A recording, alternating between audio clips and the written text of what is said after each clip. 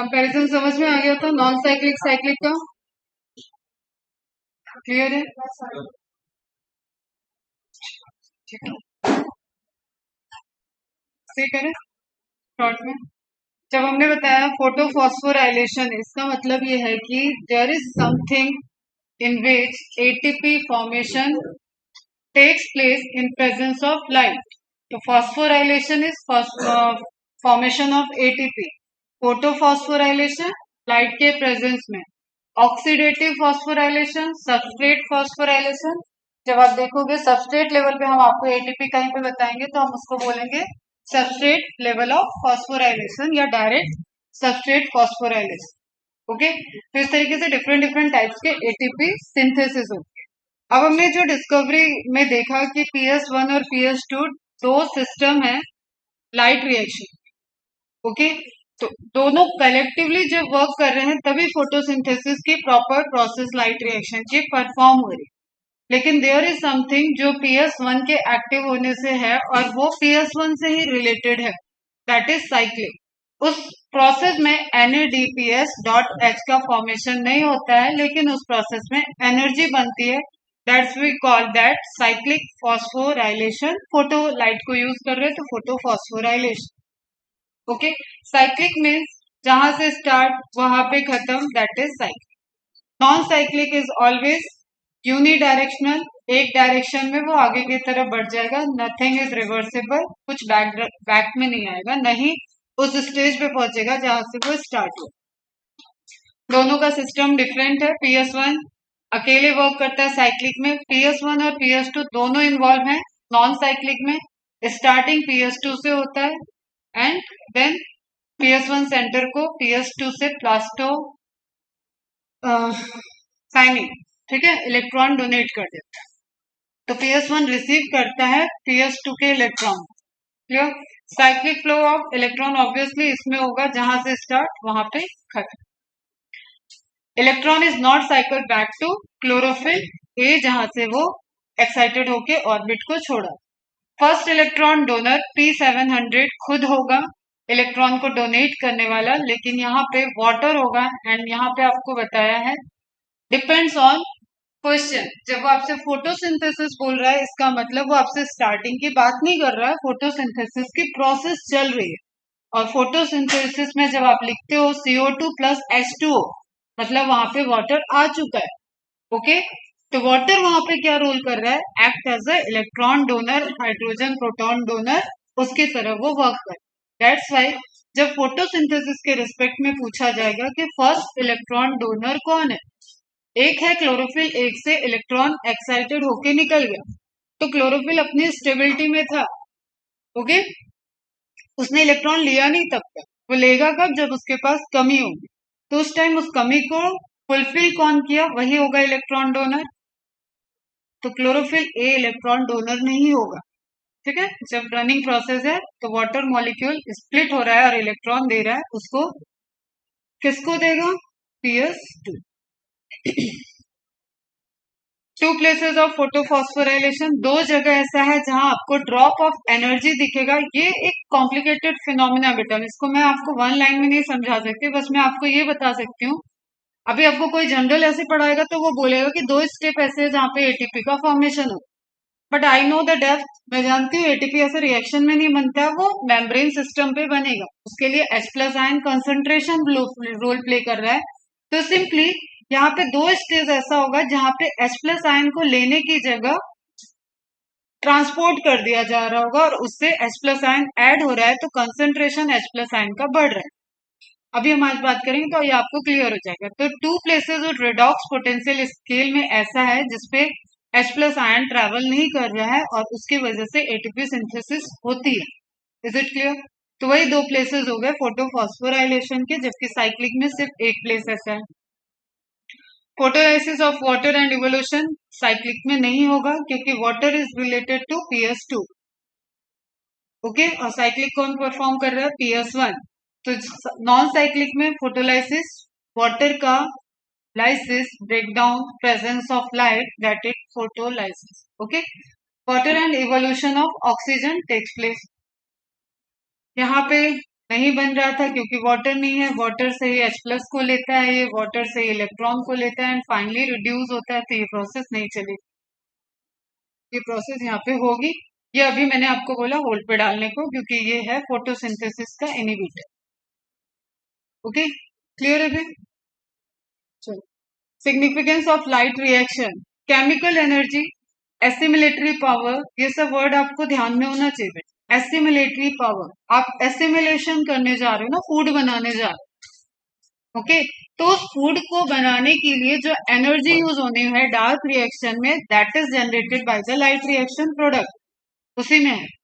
Okay, तो आप ATP और NADPH डॉट H को कलेक्टिवली क्या बोलते हो? एसिमिलेटरी पावर ऑफ सेल, जिसमें ऐसे लिखो आप, केमिकल एनर्जी, आप फुल फॉर्म लिख लेना, इस ATP, reducing power is NADPH dot H, H2 लिखा रहा है, that is also correct but this is the right way, and इनको कलेक्टिवली आप बोलते हो एसिमिलेटरी पावर,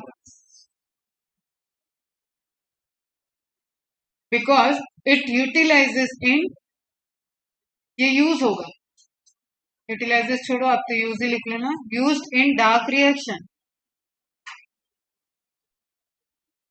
ओके, क्लियर है? They together known as assimilatory power. अच्छा, NADPH कल से चल रहा है, इसका फुल फॉर्म क्या होगा? लिखवाया है बायोमोलिक्यूल पढ़ाते हुए? हम्म, कोई पूछ नहीं रहा है कल से, इसलिए पूछा मैंने आज। याद है सबको?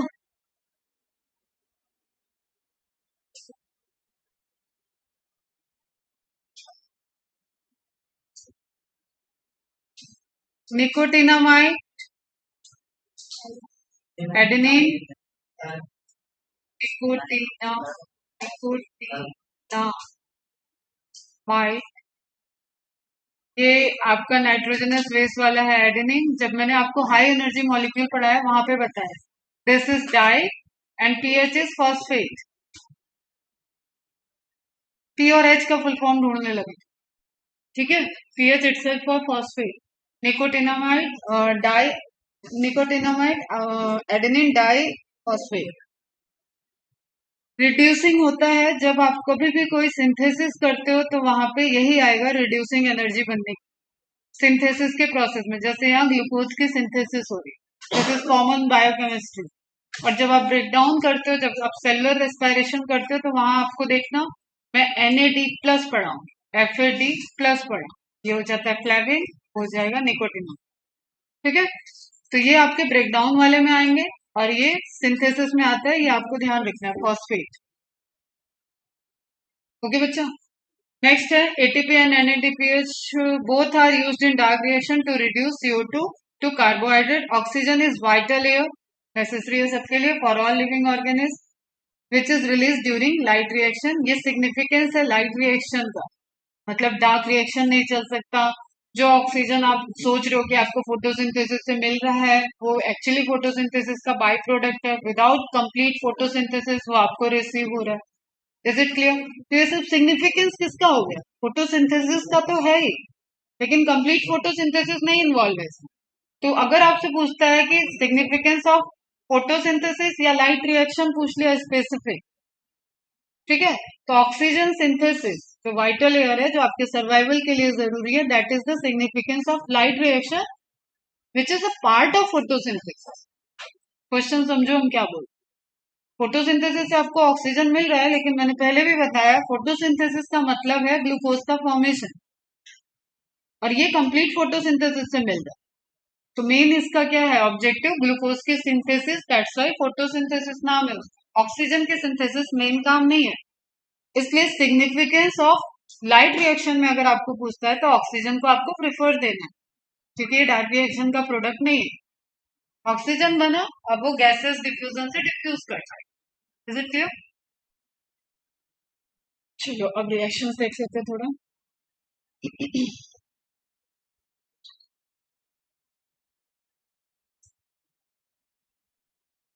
ये आपने पहले भी साइटोक्रोम का नाम आ चुका है मिनरल्स आयन में, तो आयरन पोरफायरिन ग्रुप होता है, ये सब पढ़ा चुके हैं आपको। साइटोक्रोम फर्स्ट टाइम डिस्कवर्ड ये शुरू ubiquinone is also known as coenzyme Q, coenzyme Q, ये आप नोट कर, ये आएगा आपको सेलुलर रेस्पिरेशन में,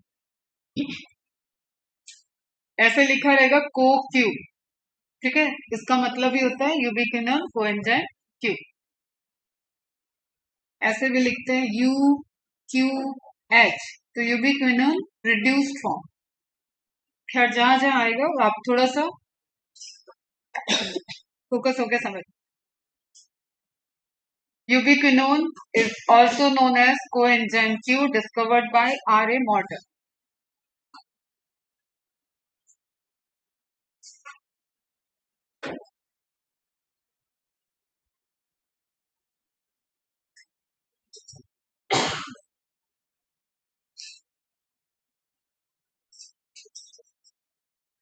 ठीक है, अब आप वाटर के स्प्लिटिंग का रिएक्शन लिख लो। This is the reaction not for the dissociation of water.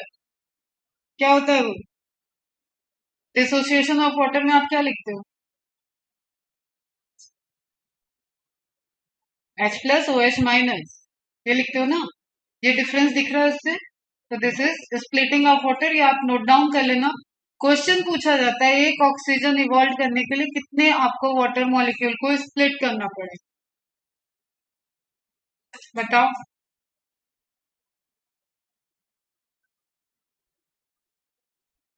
एक मॉलिक्यूल ऑक्सीजन को इवॉल्व करने के लिए कितने मॉलिक्यूल वाटर के स्प्लिट होंगे?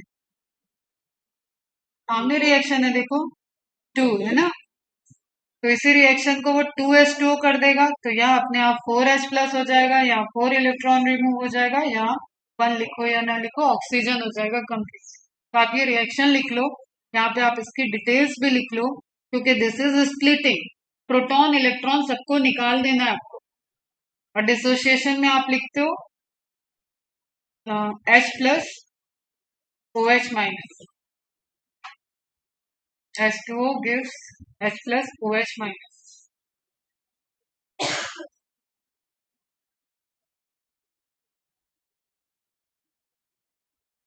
ठीक है, आप ऐसे भी लिखे होगे तो भी वो एक ही बात है, 2H plus plus 2OH minus, same बात होती है।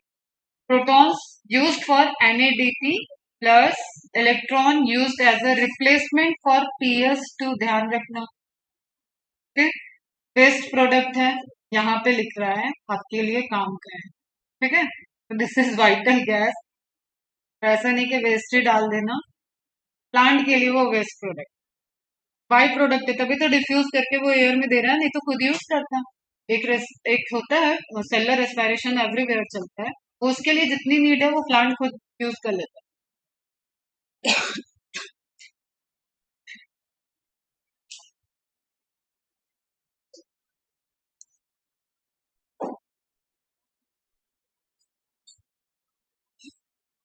स्प्लिटिंग ऑफ वाटर से जितना आपको एमसीक्यू मिलेगा वो सॉल्व कर लेना, आप देखना कि इस तरीके के क्वेश्चंस पूछे जा रहे हैं।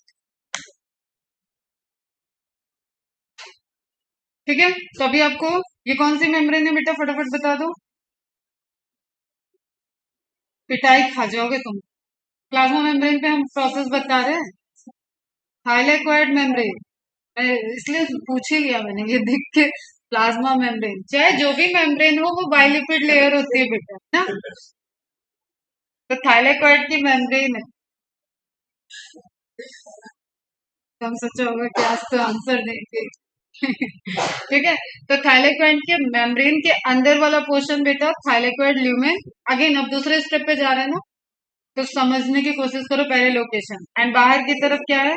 स्ट्रोमा। ये स्ट्रक्चर किसका है? क्लोरोप्लास्ट के अंदर है। इधर क्या हो जाएगा? इनर मेम्ब्रेन, फिर क्या हो जाएगा? Outer membrane. क्लियर है? तो केमी ऑस्मोटिक हाइपोथेसिस को समझने के लिए आपको दो चीजें अभी मैं बता रही हूँ एकदम शॉर्ट में, वो ध्यान देना। पहले एक तो it is depend on the H plus ion concentration. बेटा शांत हो जाओ। H प्लस आयन कंसेंट्रेशन पे डिपेंडेंट है chemiosmotic theory. Okay, H plus ion concentration जब ज्यादा होता है तो आयनिक बैलेंस के लिए H प्लस आयन ट्रेवल करेगा मेम्ब्रेन के एक साइड से दूसरे साइड। ओके, और उसी ट्रेवल का जो पाथ है that is pump, ATP synthase pump. इसका मतलब ये एक्टिवली यहाँ पे इन्वॉल्व है और एक्टिव ट्रांसपोर्ट कराने में हेल्प करे। ठीक है, ऑल दो आप इसको इससे रिलेटेड नहीं करोगे कि जब आप हायर कंसेंट्रेशन की बात कर रहे हो तो इधर जाना चाहिए, दैट इज द कंडीशन, क्योंकि क्लोरोप्लास्ट एक बहुत बड़ा रीजन हो गया यहाँ, दैट इज डिफरेंट थिंग। ठीक है, क्लोरोप्लास्ट, स्ट्रोमा, और एक कहीं हम थाइलेक्वाइड पे बात कर रहे हैं, तो यहाँ पे आपको समझना है इस पर्टिकुलर जगह पे H प्लस आयन का कंसेंट्रेशन हाई रहेगा और इधर लो रहेगा, और उसके लिए हाई टू लो मूव करने के लिए एटीपी सिंथेस चैनल यूज होता है, जो कि अपने आप में एक कॉम्प्लेक्स प्रोटीन मॉलिक्यूल है। कुछ याद है, थोड़ा बहुत पढ़ा है, F0 धसा हुआ, F1 बाहर की तरह, रैकेट लाइक स्ट्रक्चर, है ना, वो आएगा यहाँ पे, रोल प्ले करेगा। तो this is like a tug of war. जब आप रस्सा कस्सी वाला जो गेम खेलते हो उसमें देखते हो कि दो टीम एकदम इक्विवेलेंट है, ठीक है, दोनों टीम लगा रही है, कोई हार ही नहीं रहा, कोई जीत ही नहीं रहा, कुछ हो ही नहीं रहा, तो ऐसा लगता है ना कि हाँ देयर इज समथिंग जो स्टेबल हो चुका है, दोनों टीम कुछ कर ही नहीं रही। लेकिन if you want to know कि वहां पे क्या चल रहा है, तो just take a scissor and cut that rope, आपको पता चल जाएगा कितनी एनर्जी लगा रखी है दोनों। तो ये इधर गिरेंगे, ये इधर गिरेंगे, तो सेम वे में वो पोटेंशियल डेवलप हो जाएगा थाइलेक्वाइड के मेम्ब्रेन पे, जो H प्लस आयन के ज्यादा और कम होने की वजह से इधर पॉजिटिव हो जाएगा और इधर निगेटिव हो जाएगा। Is it clear? तो वो एनर्जी जो यहाँ पे है वो रोटेट होने, जैसे ही H प्लस बाहर आएगा तो F0 रोटेट होगा, एटीपीएस का धसा हुआ पोर्शन, एंड F1 पे होता है एटीपी सिंथेस एंजाइम, वो यूज करेगा एडीपी, इसी एनर्जी को ट्रैप करने की कोशिश करेगा और इनऑर्गेनिक फॉस्फेट से अपने को फॉस्फोराइलेट कर लेगा एंड एटीपी का फॉर्मेशन हो जाएगा। इतनी बात समझ में आ गई? दिस इज द फंडामेंटल जो आपको समझ में आना चाहिए, तब आप इसके स्टेप बाय स्टेप समझोगे हम करने क्या जा रहे हैं, वो पहले क्लियर हो। Is it clear? चलो अब देखो इसके डिटेल्स, एनसीईआरटी बेस्ड ही रहेगा, काफी डिटेल यहाँ पे ऑलरेडी दिया है, जस्ट आप समझ। केमी ऑस्मोटिक हाइपोथेसिस इसका नाम। It is applied in both chloroplast and mitochondria, क्योंकि आपको पता है, आप जो mitochondria power house of the cell बोलते हो, तो उसमें भी क्या हो रहा है, एटीपी बन रहा है ना बेटा, यहाँ पे भी एटीपी बनाने जा रहे हैं अपन। माइटोकॉन्ड्रिया, क्लोरोप्लास्ट, दोनों में ये हाइपोथेसिस, ये थ्योरी वर्क करती है। Let us now try and understand how actually ATP is synthesized. जो आप वहां पे लिखा था कि 2 फॉस्फोराइलेशन के स्टेप है, उसी को आपको समझना है कि वो एक्चुअली कहाँ बन रहा है, क्या उस स्टेप में बना है या कहीं और वो स्टेप की वजह से बन रहा है। In the chloroplast, the chemiosmotic hypothesis has been put forward to explain the mechanism, like in respiration, in photosynthesis too, ATP synthesis is linked to development of a proton gradient across a membrane. Proton gradient बोले या H plus ion बोले, एक ही बात है। Okay, तो यहाँ पे minimum requirement क्या चाहिए, एक आपको मेम्ब्रेन चाहिए और प्रोटॉन ग्रेडियंट चाहिए, एटीपी सिंथेस का चैनल चाहिए। Is it clear? H plus ion gradient चाहिए, डिफरेंस होना चाहिए एंड एटीपी सिंथेस चैनल होना चाहिए। ठीक है, मेम्ब्रेन होगा तो वो बाउंडेड हो गया चारों तरफ से, अब वो इसके अंदर H प्लस आयन भरे जा रहे, उसकी वजह से वहां पे एक पोटेंशियल डिफरेंस क्रिएट हो। This time these are the membrane of thylakoid, mark करना, क्लोरोप्लास्ट की ना इनर मेम्ब्रेन से काम हो रहा है ना आउटर मेम्ब्रेन से काम हो रहा है, it is thylakoidal membrane, direct question है। There is one difference though, here the proton accumulation is towards the inside of the membrane, that is in the lumen। किसका ल्यूमेन है ये? थाइलेक्वाइड का lumen. And in respiration, protons accumulate in the intermembrane space of the mitochondria। क्या कहानी है ये, क्या होता है, फटाफट बता दो जरा। व्हाट इज इंटरमेम्ब्रेन स्पेस, और क्या टर्म बोलेंगे इसको, और क्या है? पेरी माइटोकॉन्ड्रियल स्पेस, जो आउटर और इनर मेम्ब्रेन के बीच का स्पेस है। तो प्रोटॉन ग्रेडियंट उस केस में, क्योंकि यहाँ पे आपको याद हो थोड़ा बहुत, तो क्रिस्टी बनते हैं, है ना, एंड आउटर मेम्ब्रेन तो आउटर मेम्ब्रेन और इनर मेम्ब्रेन के बीच में स्पेस है, इस स्पेस में H+ आयन ग्रेडियंट बनेगा। In respiration, protons accumulate in the intermembrane space of the mitochondria when electrons move through the ATS. ठीक, चैप्टर 14 में बात करेंगे इसके बारे में, एनसीईआरटी बोल रही इसके बारे में। Now, let us understand what causes the proton gradient across the membrane. Favourite MCQs बनते हैं यहाँ के चारों पॉइंट से, ध्यान से सुनो। We need to consider again the process that takes place during the activation of electrons and their transport to determine the steps that cause a proton gradient to develop. Okay? फिर से आपको कौन सी process पे focus करना है, जो आपने PS1 और PS2 में डाउनहिल फिनोमिना देखा था, जेड स्किंग वाला, यहाँ पे एनर्जी का लॉस हो रहा है उसी प्रोसेस को रिकॉल करने के कारण। और क्या हो रहा था वहां पे, स्प्लिटिंग ऑफ वाटर भी हो रहा है। तो देखो कौन सा क्या बढ़ा रहा है। Since splitting of the water molecules takes place on the inner side of the membrane beta, mark कर लेना, कल भी मैंने बताया था। ल्यूमेन बोलेंगे, that is also correct. Inner side of membrane is more correct. The protons or hydrogen that are produced by the splitting of water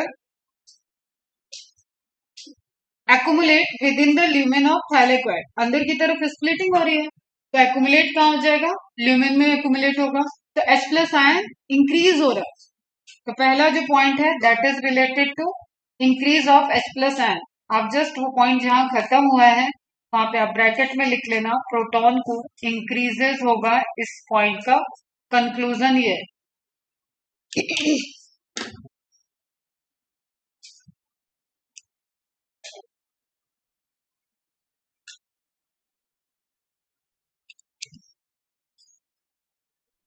second point image में देखना है, तो फर्स्ट पॉइंट को इमेज में देखो। This is the PS2 which is suppressed, है ना, दसा हुआ है। और इसमें इनर साइड ये थाइलेक्वाइड मेम्ब्रेन है, सिंगल मेम्ब्रेन होती है, कोई डबल मेम्ब्रेन मत कराना बेटा, बार बार बोलते हैं हम। This is not related to inner membrane of thylakoid, वो गलत हो जाएगा। Inner side of thylakoid membrane, तो दिस इज इनर साइड। तो इनर साइड पे सिंगल मेम्ब्रेन थाइलेक्वाइड के स्प्लिटिंग ऑफ वाटर हो रहा है और इसकी वजह से H+ आयन निकल रहा है ना। ये H+ आयन ल्यूमेन में H+ आयन कंसेंट्रेशन को इंक्रीज करेगा, क्योंकि वाटर इज द सोर्स और रिएक्शन का लोकेशन क्या है, ल्यूमेन। Is it clear? तो पहले वाले पॉइंट से H+ आयन इंक्रीज हो। Second, as electron moves through the photosystem, protons are transported across the membrane. जब जब आप इलेक्ट्रॉन को ट्रांसपोर्ट कराए हो इलेक्ट्रॉन ट्रांसपोर्ट सिस्टम में, वहां पे प्रोटॉन को भी रिसीव किया जाएगा अक्रॉस द मेम्ब्रेन। और वो प्रोटॉन कहां से आएगा, थाइलेक्वाइड की मेम्ब्रेन से आएगा।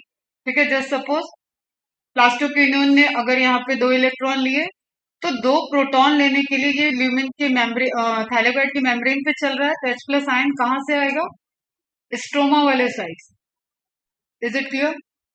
और ये 2 प्रोटॉन यहाँ पे ले लेगा, तो 2H+ आयन इधर डिक्रीज हो गए और इधर नॉर्मल चल रहा है, क्योंकि ये अभी ट्रांसफर नहीं करेगा, ये आगे नहीं दे रहा है। मतलब ये आगे देगा तब वो H+ आयन बाहर जाएगा, ये तो खुद ही ले लिया, तो अभी इसने इंक्रीज नहीं किया। बात समझ में आई? चलो मैं लास्ट में एक बार तीनों को रिलेट कर दूंगी, अभी समझ। This happens because the primary acceptor of electron, which is located towards the outer side of the membrane, transfer its electron not to an electron carrier but to an proton carrier also. Okay? Cytochrome को छोड़ के बाकी सभी क्या है, electron और proton career है। तो इलेक्ट्रॉन भी रिसीव करेंगे तो वो प्रोटॉन भी रिसीव करेंगे, ताकि उनका बैलेंस बना रहे। Hence, this molecule removes a proton from the stroma. Mark कर लो, प्रोटॉन कहां से कम हुआ, स्ट्रोमा से। तो यहां पे लिखना हेंस वाले के लिए H+ आयन डिक्रीजेस इन स्ट्रोमा। छोटे छोटे पॉइंट लिखते चलो।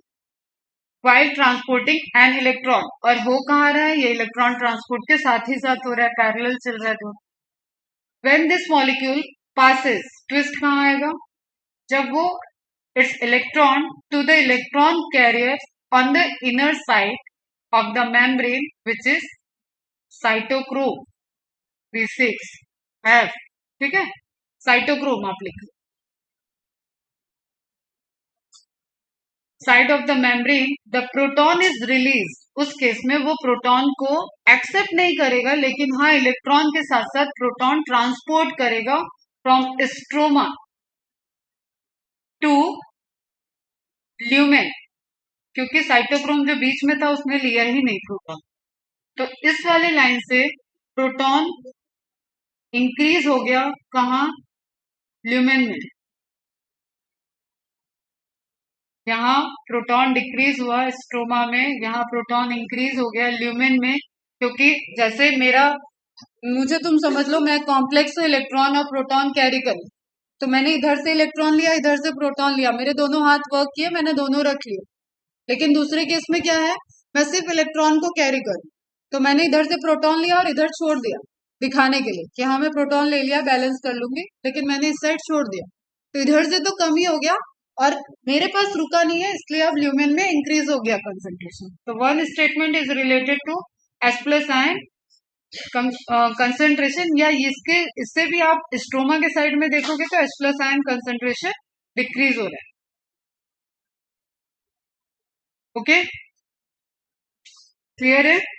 The proton is release into inner side और the lumen side of the membrane. Third क्या है, अब आपने देखा था रिड्यूसिंग पावर बन रहा था, वो कैसे बनेगा, वो H प्लस को लेके बनेगा.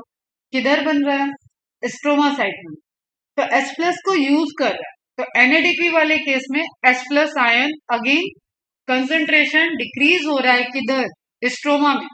तो आपने सारे डिक्रीज वाले कंडीशन कहाँ देख लिए, स्ट्रोमा में. बढ़ने वाले कंडीशन कहाँ देख रहे हो, ल्यूमेन में. तो H प्लस आयन रिजल्टेंट कहाँ पे ज्यादा हो जाएगा, ल्यूमेन में. The NADP reductase enzyme is located on the stroma side. एक ही मेम्ब्रेन की, कभी आप स्ट्रोमा साइड पढ़ रहे हो, कभी आप ल्यूमेन साइड पढ़ रहे हो. Okay, of the membrane along with the electron that come from the acceptor of the electrons of PS1. Pyridoxine रहेगा. Protons are necessary for the reduction of NADP plus to NADPH dot S. These protons are also removed from the stroma. तो इससे भी क्या हो गया, आपका H plus ion decrease हो गया स्ट्रोमा. अब ये सारे जो मैंने 3-4 स्टेप्स बता दिए, ये सब क्या है, कलेक्टिवली चल रहा है.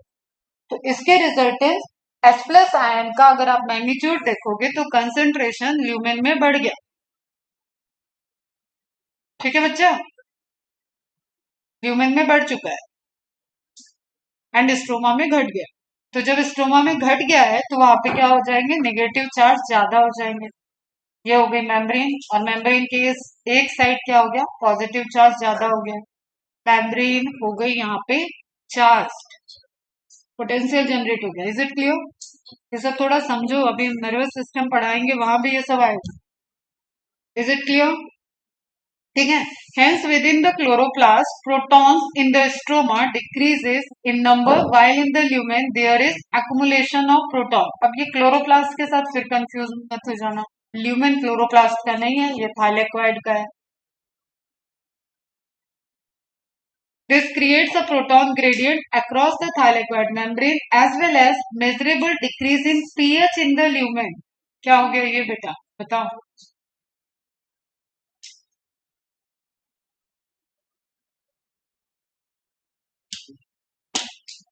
Y decrease in PH, H plus ion का बढ़ना, डिक्रीज इन पीएच होता है ना. डिक्रीज इन पीएच मतलब एसिडिक कंडीशन हो गई, H प्लस आयन बढ़ रहा है बेटा. और OH माइनस का बढ़ना इंक्रीज इन पीएच होता है, और ये बेसिक कंडीशन होती है. तो ये तो हो नहीं रहा है, ये कंडीशन आई. तो आप क्या देख रहे हो कि एज अ रिजल्टेंट इस प्रोसेस से ल्यूमेन का पीएच वेरी करेगा और उसको वो स्टेबल करेगा, क्योंकि ल्यूमेन के जो एंजाइम है वो डिस्टर्ब हो जाएंगे. Enzyme requires a optimum condition, और इसी रिक्वायरमेंट की वजह से वो H प्लस आयन को अब यहाँ से पुश कर देगा कि बाहर जाए स्ट्रोमा के साइड. टॉक्सिसिटी क्रिएट हो रही. इज इट क्लियर, उसी मूवमेंट की वजह से एनर्जी रिलीज होगी और वो एनर्जी फिर फॉस्फोराइलेशन में रोल प्ले करेगी एंड एज अ रिजल्ट आपका एटीपी सिंथेसाइज हो जाएगा। Why are we so interested in proton gradient? क्योंकि हमें एनर्जी रिलीज करानी है, हमें वो पोटेंशियल जो टग ऑफ वॉर के केस में उस रस्सी में जो फोर्स दिख रहा है जिसके बारे में हमें पता नहीं चल रहा है, 10 लोग इधर से उसी फोर्स से खींच रहे हैं जो 10 इधर से खींच रहे हैं, तो हमें एक वो स्टेबल दिख रहा है, ना कोई जीत रहा है ना हार रहा है, तो वो स्टेबिलिटी को हम ब्रेक करना चाह रहे हैं। और यहाँ पे तो क्या है, वो ग्रेडियंट वहां पे पोटेंशियल जनरेट हो रहा है, ठीक है, वहां पे टॉक्सिसिटी जनरेट हो रही है, वहां एसिडिक पीएच जनरेट हो रहा है। तो इन सभी चीजों को नॉर्मल करने के लिए H प्लस आयन कंसेंट्रेशन को एनायन कैटायन बैलेंस को बनाना पड़ेगा। That's why we are interested in proton gradient. जब तक ये बनेगा नहीं तब तक वो, जैसे समझो कि कुकर के अंदर सीटी तब आती है ना जब अंदर पूरा प्रेशर बन जाता है, गैस पे चढ़ाते ही तो कुकर सीटी नहीं मारने लगता है, ऑब्जर्व किया कभी? ठीक है, तो उसके पहले एक रिक्वायरमेंट है वहां पे, पूरा स्टीम का बनना, टेम्परेचर का राइज होना, उसके बाद वो कुकर ना फट जाए उसके सेफ्टी के लिए कुकर में सीटी लगी हुई है, जो विशल बजती है तो उससे सीटी रिलीज हुआ तो जो अंदर कंडीशन प्रेशर जनरेट हुआ था वो रिलीज हो जाए। ओके, सेफ्टी वॉल्व होता है एक आगे की साइड, वो भी देखा होगा आपने। जस्ट समहाउ एक्सीडेंटल कुछ वेसल नहीं आ रही है, सिटी वाले ड्यूरेशन ब्लॉक है, तो उस केस में कुकर ना फटे तो पहले सेफ्टी वॉल्व हटता है, सेफ्टी वॉल्व भी ब्लॉक है तो एक्सीडेंट होता है। तो what is the theory behind this? Science क्या है? वही जो प्रेशर अंदर जनरेट है वो उतने मोटे एल्यूमिनियम के शीट के कुकर को फाड़ सकता है। तो जब एल्यूमिनियम का शीट उधर फट रहा है तो यहाँ पे H प्लस आयन कंसेंट्रेशन उस मेम्ब्रेन को तोड़ सकता है, ठीक है, उसको अंदर एंजाइमेटिक एक्टिविटी को डैमेज कर सकता है। तो वो विशल जैसे रास्ता ढूंढा, और वो रास्ता क्या है? एटीपी सिंथेस चैनल, एक प्रोटीन चैनल, जैसा आपने प्रोटीन मेम्ब्रेन ट्रांसपोर्टेशन में पढ़ा हुआ है, ठीक है, कैरियर प्रोटीन वाला चैनल है एक्टिव ट्रांसपोर्ट के लिए जो चैनल यूज हो, तो उस जगह से वो H प्लस आयन घूमते घूमते उस जगह से रिलीज हो गया, और जैसे ही वो रिलीज होगा तो आयनिक बैलेंस डिस्टर्ब होगा और वही रिलीज ऑफ एनर्जी है, उसी एनर्जी को स्टोर कर लिया जाएगा एटीपी के फॉर्म में। तो दिस इज इंपॉर्टेंट बेटी, without H plus ion gradient ATP की सिंथेसिस नहीं हो सकती है। और आपने एक कंपैरेटिव भी देख लिया कि माइटोकॉन्ड्रिया में भी ये होता है, और आप उसी को power house of the cell बोलते आए हो छोटे क्लास में, क्लियर है? वहां पे भी ये थ्योरी काम करेगी। वहां एटीपी किधर बनेगा? टुवर्ड्स द मैट्रिक्स, मैट्रिक्स के अंदर एटीपी का फॉर्मेशन। क्यों? क्योंकि कंसंट्रेशन ग्रेडियंट किधर डेवलप हुआ था? पेरी माइटोकॉन्ड्रियल स्पेस पे। इलेक्ट्रॉन ट्रांसपोर्ट सिस्टम कहाँ चलता है? इनर मेम्ब्रेन, ठीक है, नेक्स्ट चैप्टर में उसका डिटेल देखेंगे, बट वहां पे मैं ये सब पूछूंगी आपसे, यहाँ वहां ये मैकेनिज्म नहीं बताऊंगी।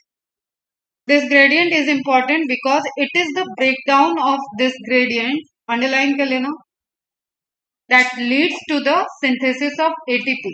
The gradient is broken down, ये आपका assertion reason का point है, the gradient is broken down due to the movement of protons across the membrane to the stroma through the transmembrane channel of the CF0.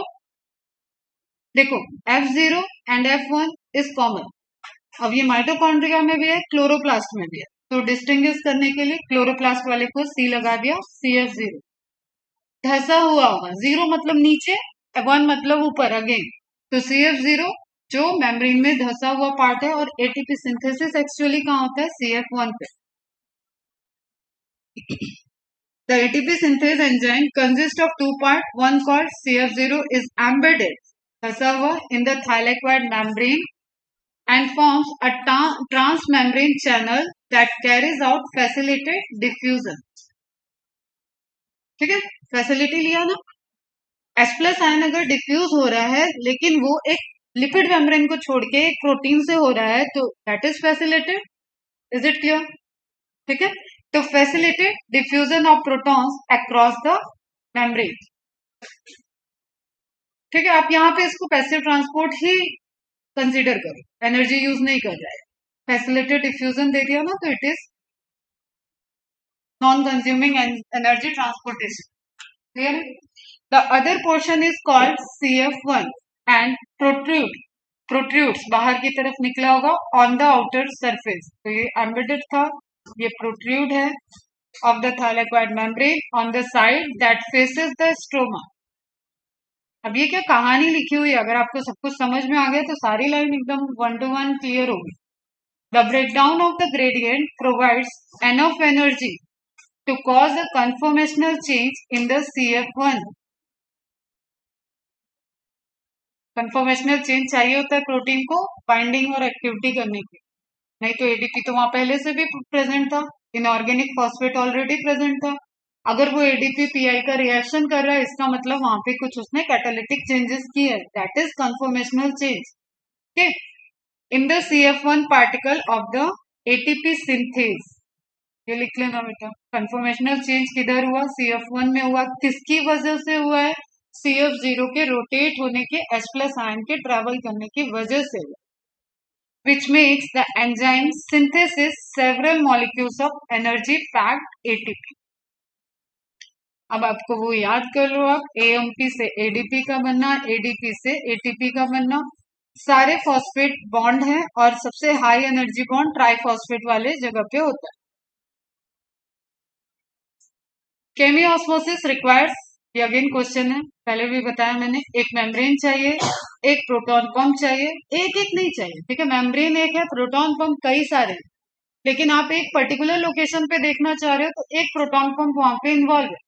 इस तरीके के 500-600 proton pump एक साथ चल रहे हैं थाइलेकोइड मेम्ब्रेन, और बाकी सारे ट्रांसपोर्टेशन चैनल भी चल रहे हैं। ओके, एक प्रोटॉन पंप और प्रोटॉन ग्रेडियंट डिफरेंस होना चाहिए, इक्वल होगा तो भी ये काम नहीं करेगा। And ATP synthase, complex protein enzyme,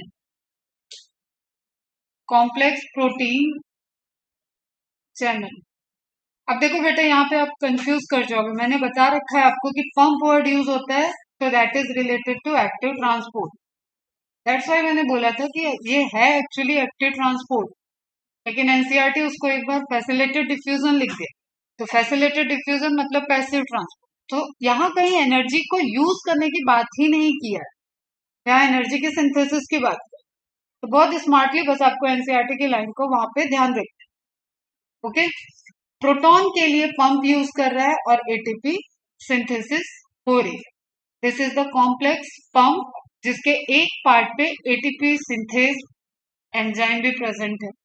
कौन सा पार्ट है? CF1। This is again question, बाहर की तरफ जो प्रोट्रूड है। Energy is use to pump proton, आ गया यहाँ पे, जब वो पंप प्रोटॉन बोल रहा है तो ये एक्टिव ट्रांसपोर्ट हो ही जाएगा, लेकिन वो लाइन भी दी हुई है यहीं पे, फैसिलिटेड डिफ्यूजन, तो दोनों कॉन्ट्राडिक्ट है।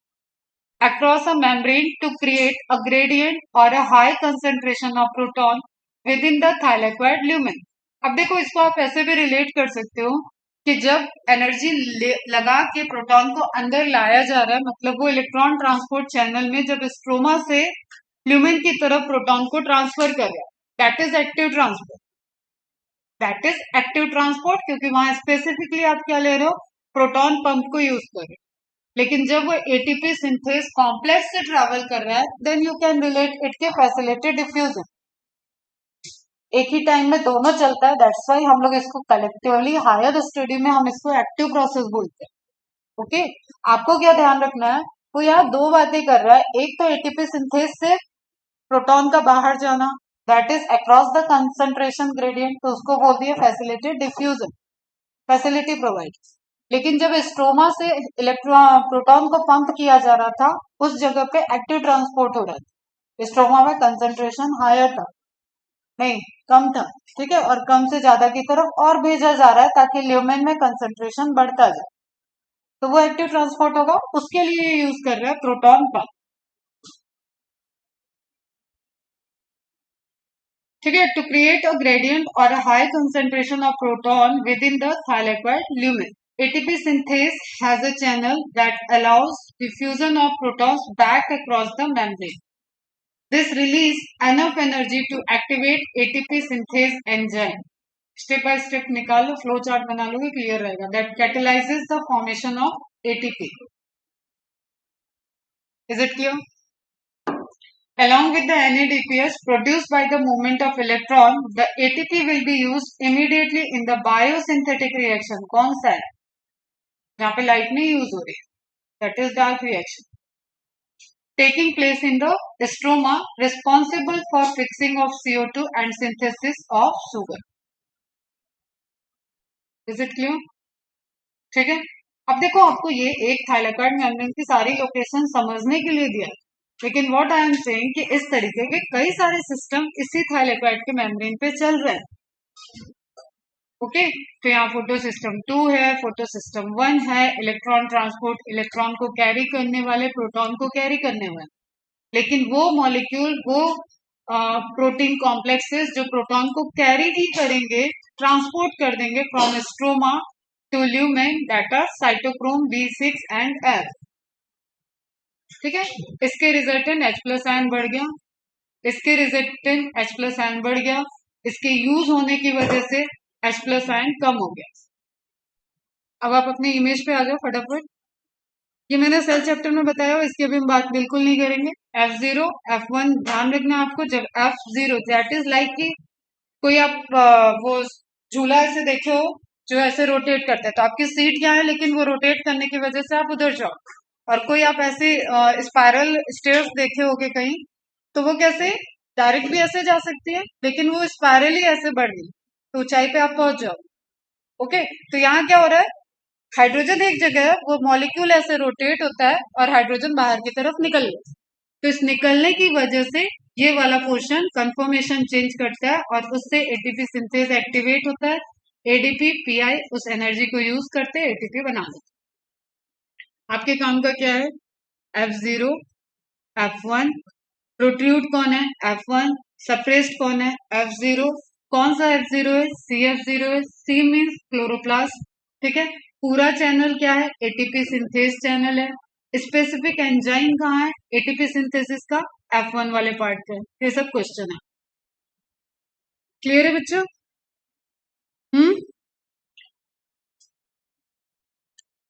अब बताओ ये समझ में आया या एक बार और एक्सप्लेन करें? चलो एक बार यहाँ इमेज में सुन लो.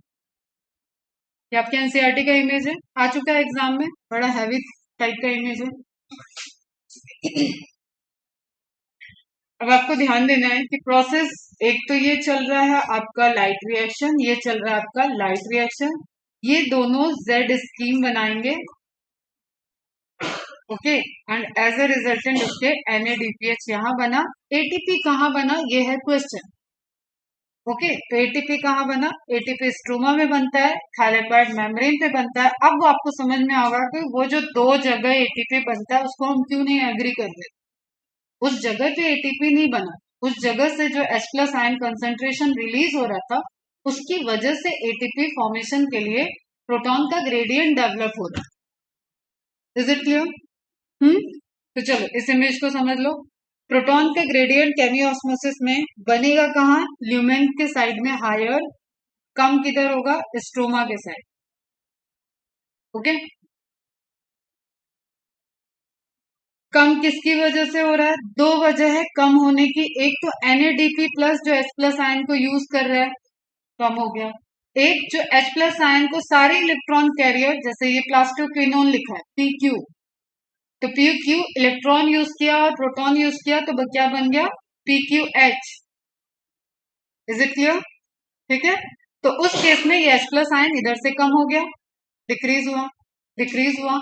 यहां तक तो कोई दिक्कत नहीं है. जैसे इसने इलेक्ट्रॉन इधर दिया तो इसने इलेक्ट्रॉन यूज नहीं किया, इसका प्रोटॉन लिया और इधर छोड़ दिया. इलेक्ट्रॉन नहीं दिया, इलेक्ट्रॉन तो आगे चला जाएगा, प्रोटॉन को छोड़ दिया, नहीं लिया. ठीक है, तो स्ट्रोमा से जो प्रोटॉन आया था वो रिलीज हो गया आपके साइटोक्रोम के थ्रू ल्यूमेन साइड में. तो क्या हो गया, H+ आयन इंक्रीज हो गया. दूसरा रीजन, ये कम हो गया, ये कम हो गया, यहाँ से इलेक्ट्रॉन प्रोटॉन इंक्रीज हो गया, यहाँ से प्रोटॉन इंक्रीज हो गया. ये चारों पॉइंट आपको समझने हैं, जिसमें से दो पॉइंट एक दूसरे से रिलेटेड है, दिस वन.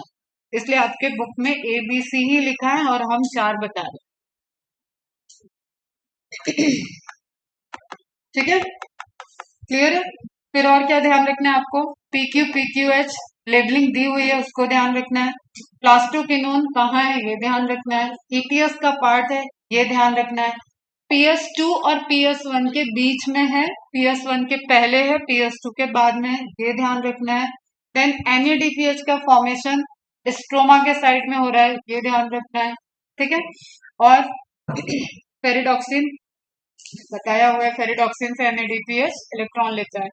देन आपको क्या याद रखना है, हाई इलेक्ट्रोकेमिकल पोटेंशियल ग्रेडियंट जो मेम्ब्रेन पे डेवलप हुआ है तो हाई इस साइड है तो ऑब्वियसली लो इस साइड हो जाएगा, क्यों, high to low S plus ion का मूवमेंट होगा, डिफ्यूजन होगा, दिस इज फैसिलिटेड डिफ्यूजन क्योंकि मेम्ब्रेन के थ्रू नहीं हो रहा है, प्रोटीन चैनल के थ्रू हो रहा है।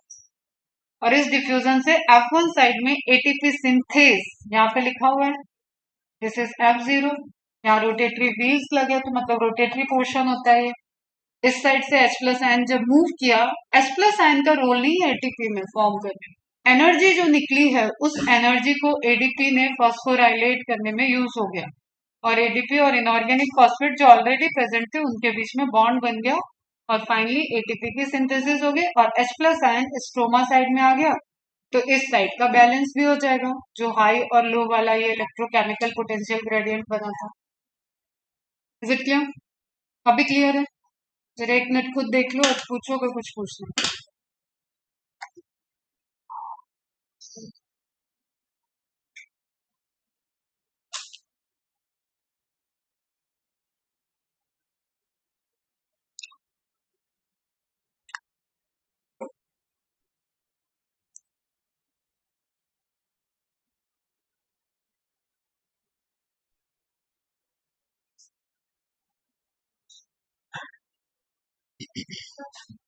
रिवाइज करो फटाफट।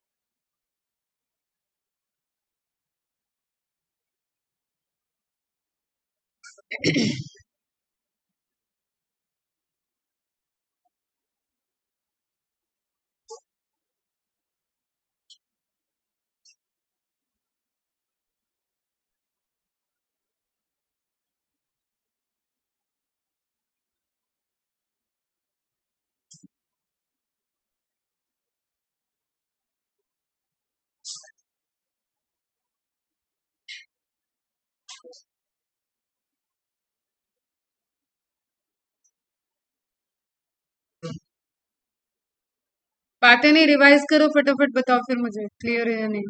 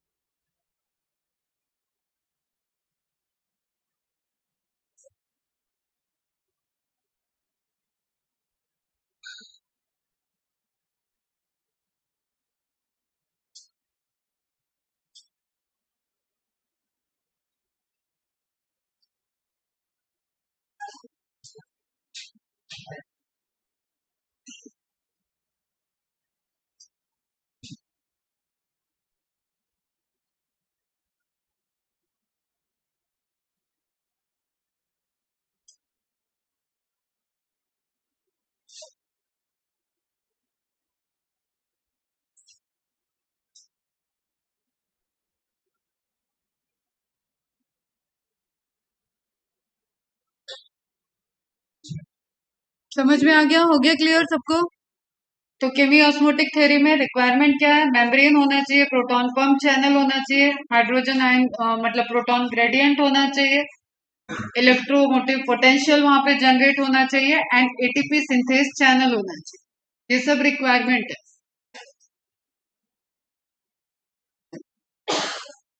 ओके। इस केस में जो हाइड्रोजन आयन का कंसंट्रेशन डिफरेंस है, हाई है ल्यूमेन साइड एंड लो है स्ट्रोमा साइड, इसको मेंटेन करने के लिए क्या फंक्शन हो रहा है? ल्यूमेन साइड में splitting of water results in increase of protons. Okay, transportation of proton during the ETS with respect to electron carrier, absorption of electron and proton, ठीक है, receiving of electron and protons, उस case में stroma से lumen में transfer हो रहा है, तो स्ट्रोमा में डिक्रीज हो गया, ल्यूमेन में इंक्रीज हो गया। हम डायरेक्ट साइटोक्रोम वाला लिख दिए, ठीक है बेटा, क्योंकि प्लास्टोक्वेनियन देगा तो साइटोक्रोम को ना, पर वो एज ए रिजल्टेंट कहाँ आ जाएगा? ल्यूमेन। तो ल्यूमेन में इंक्रीज हो गया, स्ट्रोमा में डिक्रीज हो गया। एंड थर्ड स्टेप क्या कह रहा है? NADPH2 का फॉर्मेशन, इस केस में ये फॉर्मेशन हो रहा है स्ट्रोमा के साइड में, दैट्स व्हाई H+ आयन का कंसंट्रेशन स्ट्रोमा में कम हो। तो वॉट एवर द फीचर, आपको रिजल्टेंट इसमें कंक्लूड हुआ कि H+ आयन ल्यूमेन में बढ़ गया एंड स्ट्रोमा में कम हो गया। इसी को मेंटेन करने के लिए ATP सिंथेस चैनल से H+ आयन फैसिलिटेड डिफ्यूजन करेगा, और उस फैसिलिटेड डिफ्यूजन की वजह से जो पोटेंशियल में डिफरेंस होगा उससे एनर्जी रिलीज होगी, and this energy is utilized in the formation of ATP। कैसे? ADP plus inorganic phosphate which combine to form ATP। ये समरी है, अभी क्लियर है सबको?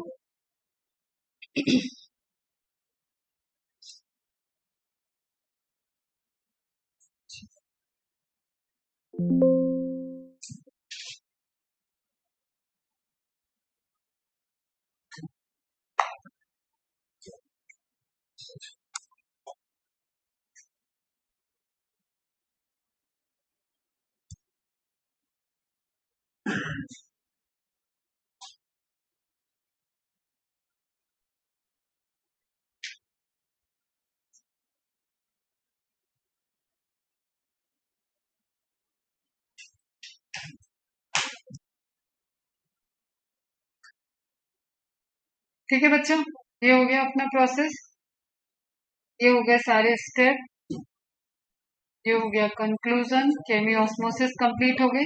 Now come to dark reaction. ठीक है, रीडिंग क्या है आपका? Where are the ATP and NADPH used together, they are called assimilatory power. यहीं पे लिख लेना, फिर से बार बार लिखते रहो ताकि आज के आज ही ये याद हो जाए क्वेश्चन।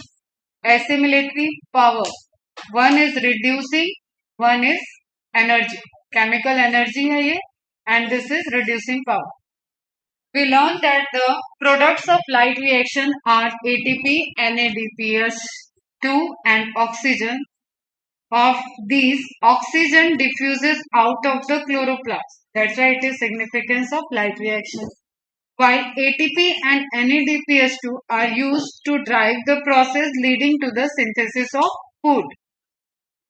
More accurately, food में आप कहोगे तो सुगर में कहोगे तो ग्लूकोज।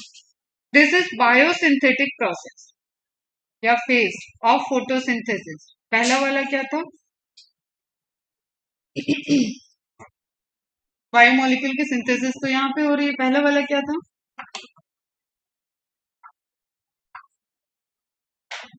फोटोकेमिकल रिएक्शन, ठीक है, लाइट को यूज करके केमिकल्स बन रहे थे ATP, NADPH। This process does not directly depend on the presence of light, वही पुरानी बात है, but is depend on the products of the light reaction, that is ATP and NADPH2, besides CO2 and water. Water already आ चुका है and CO2 अब आएगा scene में। You may wonder how this could be verified. कैसे ये verify होगा? It is simple. Immediately after light becomes unavailable, the biosynthetic process continues for some time and then stop. क्यों? क्योंकि लाइट की supply नहीं है। लाइट की सप्लाई नहीं है तो लाइट रिएक्शन के प्रोडक्ट नहीं बनेंगे। लाइट रिएक्शन के प्रोडक्ट नहीं है तो डार्क रिएक्शन अपने आप स्टॉप हो जाएगा। क्लियर है? If then light is made available, intermittent light वाला एक्सपेरिमेंट जो अपन देख रहे थे उसी तरीके से the synthesis starts again. Why? क्योंकि लाइट रिएक्शन चलने लगा। लाइट रिएक्शन चला तो ATP और NADPH फिर से आ जाएगा और उसके बाद वो utilise. Can we hence say that calling the biosynthetic phase as the dark reaction is a misnomer? मतलब this is confusing, this is somehow contradict. आप इसको डार्क रिएक्शन क्यों कह रहे हो जब ये लाइट पे डिपेंडेंट है? डार्क रिएक्शन अगर सिर्फ डार्क में होना चाहिए तो डार्क रिएक्शन कहते हो आप इसको, ठीक है? मैंने ये बहुत बार आपके साथ डिस्कस कर लिया है, इसलिए अब आप आपस में डिस्कस कर. Let us now see how the ATP and NADPH are used in the biosynthetic phase. We saw earlier that CO2 is combined with water to produce CH2ON. हर एक में जब हम लोगों ने रिएक्शन देखना स्टार्ट किया था तो हमने एक कॉमन रिएक्शन बताया, ठीक है? दैट इज कार्बोहाइड्रेट और शुगर. तो ये लिख दे तो भी घबराना नहीं है कि अरे C6H12O6 तो है ही नहीं, ग्लूकोज नहीं है, छोड़ के चले जाए, ठीक है? तो ध्यान रखना है.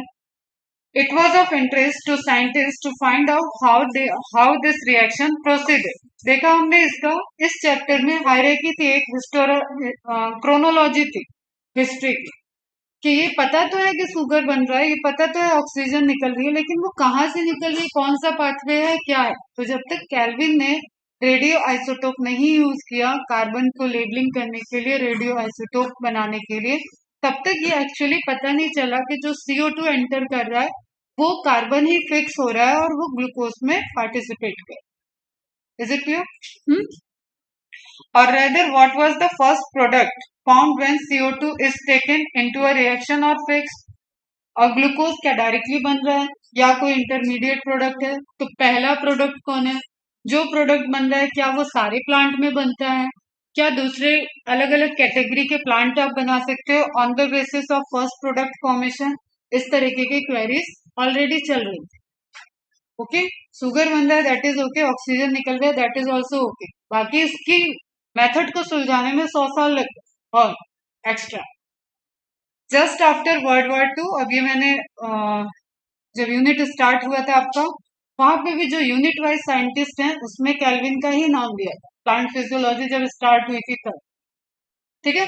तो केल्विन का ही नाम दिया हुआ है. केल्विन की डिटेल ऑलरेडी एनसीईआरटी में मेंशन है, वहां पे ये लिखा हुआ है, बताया भी है मैंने ये story. Among the several efforts to put radioisotope to beneficial use, the work of Melvin Kelvin is exemplary. ठीक है, वही हिरोशिमा नागासाकी वाला न्यूक्लियर बॉम्बारमेंट जो हुआ, तो उससे radio isotopes, radio activity, radio element को, न्यूक्लियर बॉम्बिंग को, कि ये बनाया ही क्यों गया है, इसको एकदम निगेटिव अप्रोच देखा गया. पब्लिक ने, लोगों ने, बहुत सारे डिबेट चलने लगे. उसी टाइम में पैरेलली केल्विन क्या कर रहे थे, उसका बेनिफिट रोल एक डिस्कवर कर दिया. तो it is appreciable, Nobel prize भी मिला इनको. फिर the use of radio active, कौन सा आइसोटोप यूज किया था? C14. ऑक्सीजन के लिए कौन सा यूज हुआ था? O18.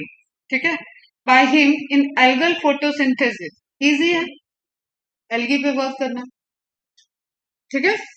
Studies led to the discovery that the first CO2 fixation product was a 3-carbon organic acid, mark कर लो, which is 3-phosphoglyceric acid, 3PGA. किसी भी तरीके से आएगा, ऑप्शन आपको क्लियर रहना चाहिए. इसका मतलब ये क्या है, इस कार्बन मॉलिक्यूल के अंदर 3 कार्बन है. ओके, अभी ये पहली डिस्कवरी हुई. फिर आएगा क्वेरी, क्या सारे प्लांट बायोडाइवर्सिटी में यही बनाते हैं? फिर उसका ऑप्शन आएगा नहीं, C4 भी बन रहा है. तो प्लांट की कैटेगरी हो जाएगी C3 and C4. It is not based on monocot and dicot, it is based on कि पहला stable product, CO2 is a gas, है ना? फिर से समझो बात को, CO2 गैस है, वो ग्लूकोज बन रहा है, लेकिन पहला स्टेबल प्रोडक्ट कौन बन रहा है? That is the query. Last में तो C6H12O6 गाते आ रहे हो तुम, तो पहला C6H12O6 के पहले क्या बनेगा? C गैसेस फॉर्म से सॉलिड फॉर्म में कन्वर्ट हुआ होगा, तो कौन सा ऑर्गेनिक बस बना होगा, ये क्वेश्चन चल रहा है. तो उसका आंसर क्या मिला? 3PGA. गुड शांति.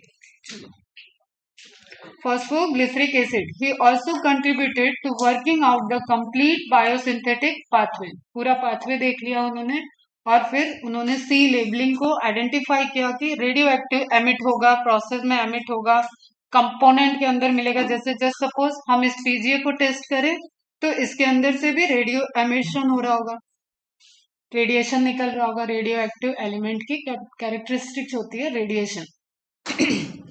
ओके बेटा, तो पता चल जाएगा कार्बन तो हमने CO2 का लेवल किया था और आ रहा है वो पीजीए में, तो वो यहाँ पे यूज हुआ होगा। ठीक है, जैसे फिंगरप्रिंट वाले जासूसी वाले केसेस देखे होंगे ना, कैसे देखा जाता है, उसमें फिंगरप्रिंट ले रहे हैं तो फिंगरप्रिंट मैच कर गया, इसका मतलब है यहाँ पे आया था वो इंसान। यही तो होता है। तो जब आपको जिस चीज का लेबल करके आपने भेजा है कार्बन को, वो कार्बन आपको मिल रहा है, इसका मतलब वही कार्बन तो यहाँ यूज हुआ होगा। सिंपल है ना, ऐसा कोई टफ नहीं है। लगता है पढ़ाने खराब लगे क्या, डाउट आ रहा है आपने। ठीक है, the first product identified was 3-phosphoglyceric acid and short में इसको क्या बोलते हैं, PGA. How many carbon atom does it have? 3 carbon. Is it clear? ठीक है, कुछ है ही नहीं अभी इसमें जो क्लियर होना है। सिंपली क्या क्वेरी है, पब्लिक ये जानना चाहती है कि कैसे ग्लूकोज बन रहा है। पब्लिक ने पूछा साइंटिस्ट से, साइंटिस्ट ने बोला बन तो रहा है लेकिन पहला प्रोडक्ट कौन सा स्टेबल है, वो ग्लूकोज नहीं है, उसके पहले भी कुछ और बन गया। फिर उसी एनालिसिस में कार्बन को कर दिया गया रेडियो एक्टिव लेबल। अब कार्बन जैसे जैसे जाएगा अपना ट्रेस देता जाएगा कि मैं कहाँ से गया हूँ, और उसके आउटपुट तक पहुंचते पहुंचते कंप्लीट पाथवे बन गया। उसी कंप्लीट पाथवे में पाया गया कि जहाँ पे पहला फिक्स हुआ था, जो तुम्हारा रूबिस्को आएगा अभी, उसको फिक्स करने के लिए उसने क्या बनाया, उसने बनाया फॉस्फोग्लिसरिक एसिड। तो CO2 पहला जो फिक्स हो जाता है, दैट कंपोनेंट इज पीजीए। ये हुई एक। अगेन क्वेश्चन क्या आएगा, क्या सभी में फिक्सेशन का प्रोडक्ट यही होता है? तो उसका आंसर क्या मिलेगा, नहीं। There is a group of plant जिसमें 4 carbon organic acid first stable product है, जिसको बोलते हैं ऑक्सैलो एसिटिक एसिड, OAA। ठीक है, इनको बोल दिया गया C4, उनको बोल दिया गया C3। नाउ चलो सुनो, scientist also tried to know whether all plants have PGA as the first product of CO2 fixation और whether any other product was formed in other plant. Plant diversity है बेटा, अपने को पता है, वो तो एल्गी पे करके बता दिया उन्होंने। तो अब सभी साइंटिस्ट देखो, कोई एक कुछ करता है उससे मजा नहीं आता है, वो करा उसको गलत साबित करने में बहुत मजा आता है दुनिया को। That is very important. तो तुमने कुछ कहा तो बाकी साइंटिस्ट लग जाएंगे उसको डिनाई करने में, तो ले आएंगे दूसरे दूसरे प्लांट और सब में कर करके देखेंगे। अब वो कर तो उसने दिया ही है, तो प्रोटोकॉल सबको पता है, जस्ट प्लांट लेना है, उसमें देखना है ये प्रोसेस हो रहा है या नहीं, ये प्रोसेस हो रहा है या नहीं, ये प्रोसेस हो रहा है। अब लग गई पूरी साइंटिस्ट की टीम, तो उन्होंने निकाले नहीं नहीं सारा C3 नहीं है, एक ऐसा भी है कैटेगरी जो कि C4 प्लांट को बना, मतलब कार्बन 4 उसका स्टेबल प्रोडक्ट होगा। चैलेंज कर दिया उन्होंने कैल्विन को।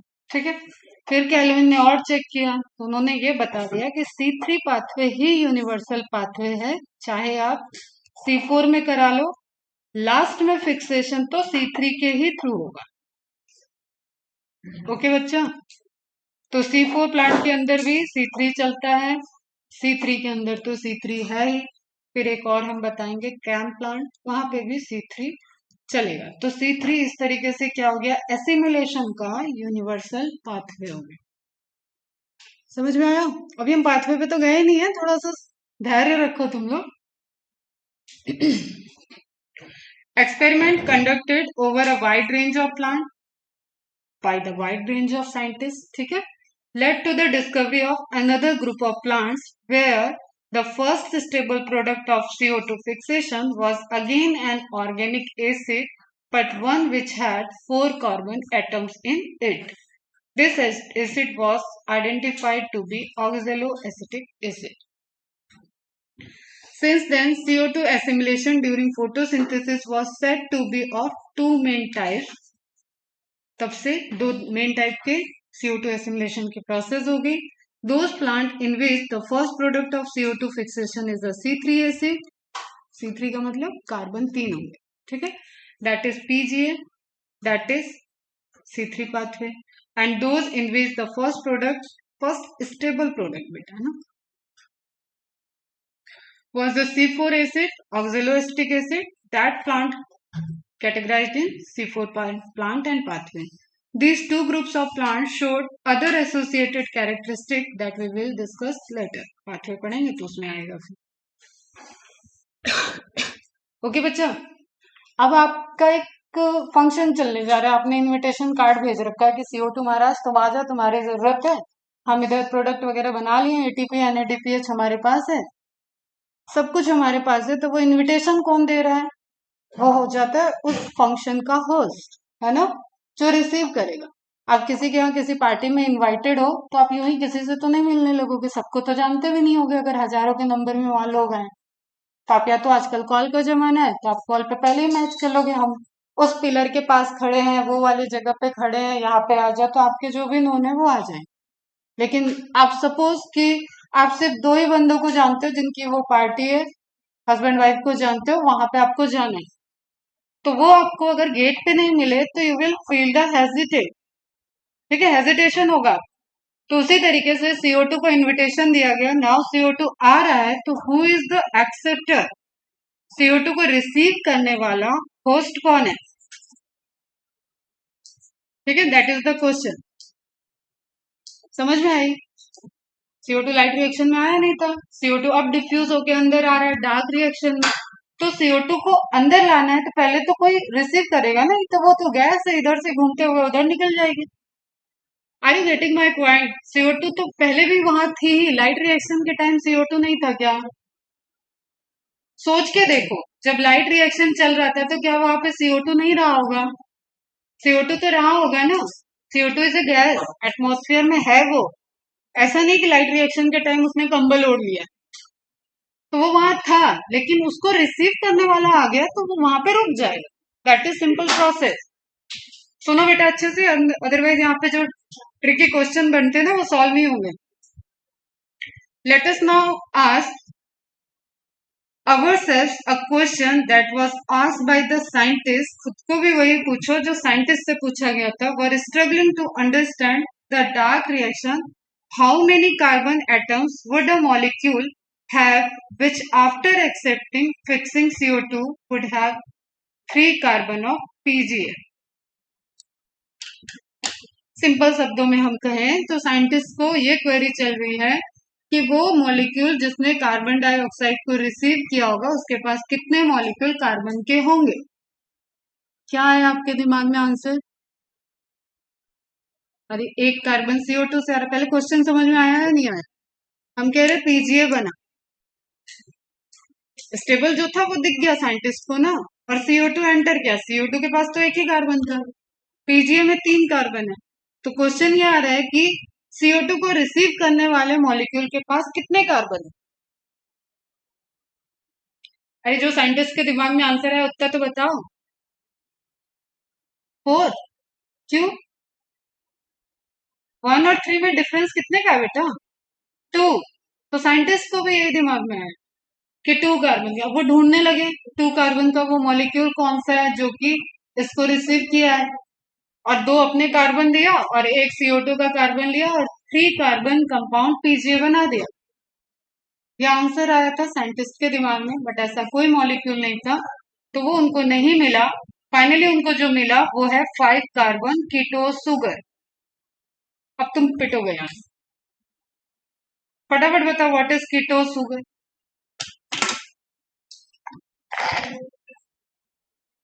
अब देखो ये 5 कार्बन है, इसका मतलब वहां पे 3 है, मतलब 3 कार्बन वाले 2 मॉलिक्यूल बनेंगे. तो 5 कार्बन इधर से, 1 कार्बन उधर से, टोटल 6 कार्बन. 6 कार्बन को हाफ कर दो, 3 कार्बन, 3 कार्बन का एक मॉलिक्यूल मल्टीप्लाई बाय 2, 2 मॉलिक्यूल. तो 2 PGA बन रहे थे. सॉल्यूशन ये है. Now question is that what is 5 carbon keto sugar. Biomolecule का क्वेश्चन है, बताओ पहले.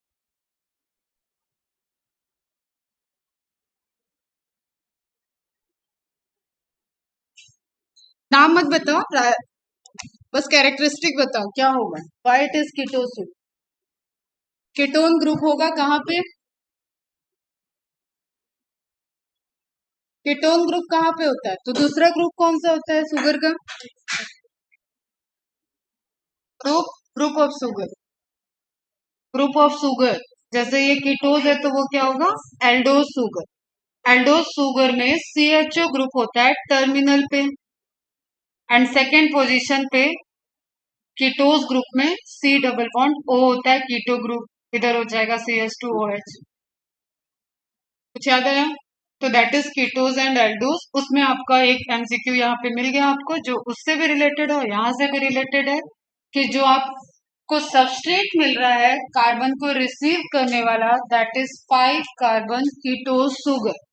तो पहले ही आपको वो शुगर मिल गया है, ठीक है।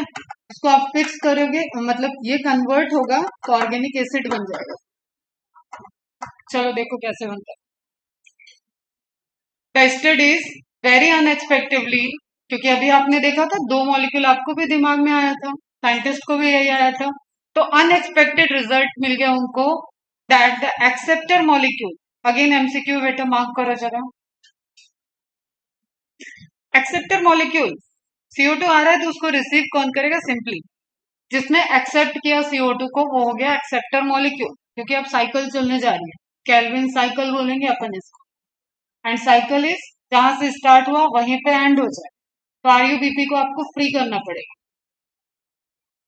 क्लियर है? तो acceptive molecule was a 5 carbon कीटोज sugar राइबोलोज bisphosphate RUBP, this is substrate. इसको एक्टिव करने के लिए या रिएक्शन करने के लिए एंजाइम क्या आ जाएगा आपका? रुबिस्को। एंड वो फोटोसिंथेसिस का एंजाइम है, दैट्स वाई वो अबंडेंट है बेटा अर्थ पे। सारे ग्रीन प्लांट, सारे ग्रीन स्ट्रक्चर फोटोसिंथेसिस कर रहे हैं, तो every location has the Rubisco enzyme. C3 cycle is universal cycle, तो हर एक जगह पे रुबिस्को प्रेजेंट होगा ही। दैट्स वाई वो क्या हो गया आपका? मोस्ट अबेंडेंट प्रोटीनेशियस बायोमोलिक्यूल, ठीक है। अबेंडेंट बायोमोलिक्यूल में आता है लिग्नोसेलुलोज, प्रोटीनेशियस में आएगा Rubisco. Did any of you think of this possibility? ना बाबा। चलो आगे बढ़ो। डू नॉट वरी, साइंटिस्ट को भी नहीं समझ में आया था, इसलिए आप भी रिलैक्स रहो।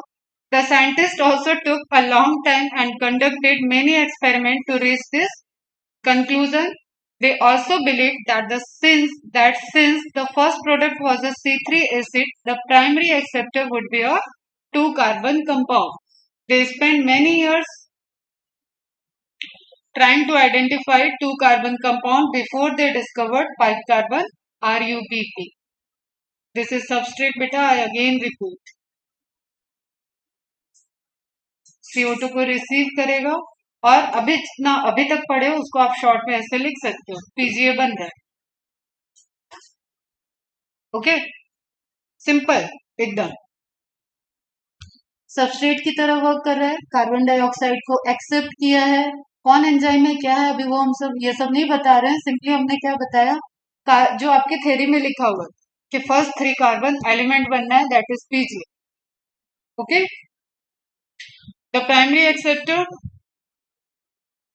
the molecule of 5 carbon ketose sugar ribulose bisphosphate RUBP, first stable product जो बनेगा दैट इज 3PG 3 फॉस्फोग्लिसरेट। अब एसिड को हमने कई बार बताया आयनिक फॉर्म में लिखते हैं, तो एसिड हटा के 8 लगा देते। ओके, एसिड जब भी बनेगा वो रिएक्शन का इंटरमीडिएट है बेटा, तो वो तुरंत रिएक्शन में इन्वॉल्व होगा, that's why it is always in ionic form. तो COOH लगा दोगे तो ये फॉस्फोग्लिसरिक एसिड हो जाएगा, H रिमूव कर दोगे तो ये फॉस्फोग्लिसरेट हो जाएगा। ओके, थर्ड कार्बन पे फॉस्फेट है, IUPAC नेम पढ़ा होगा, 1 2 3 फॉस्फोग्लिसरिक एसिड, OH लगा देंगे अपन, ग्लिसरैल्डिहाइड हो जाए, ठीक है, CHO हो जाएगा। तो केल्विन साइकिल आ जाओ NCERT पे। Kelvin and his co-workers then worked out the whole pathway and showed that the pathway operated in a cyclic manner.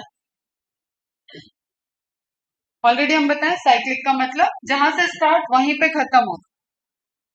Okay, तो अगेन आप एक चीज यहाँ पे याद रखना, कभी भी साइक्लिक का रिजल्टेंट ग्लूकोज का फॉर्मेशन नहीं होता, साइकिल दूसरा है वो चल रहा है, उसके बीच में कहीं ग्लूकोज का फॉर्मेशन होगा, क्योंकि साइक्लिक का एंड क्या है, जहां से वो स्टार्ट हुआ था, मतलब आरयूबीपी को रीजनरेट करना।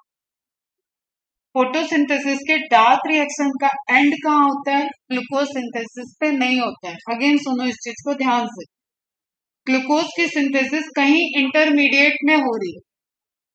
Is it clear?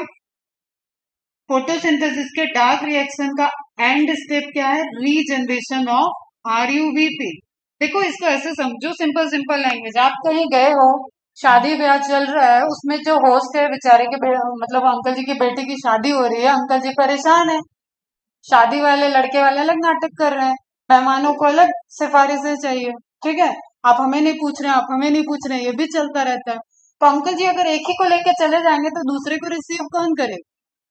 अंकल जी को जस्ट हाय हेलो, एंजॉय करिए, खाइए, अच्छे से खाइएगा, मिल के जाइएगा, इतना कह के वो हट जाएंगे। That is regeneration of RuBP. RuBP should be free, otherwise बहुत लोग नाराज हो जाएंगे, ठीक है।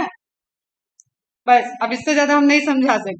The last step is RUBP was regenerated.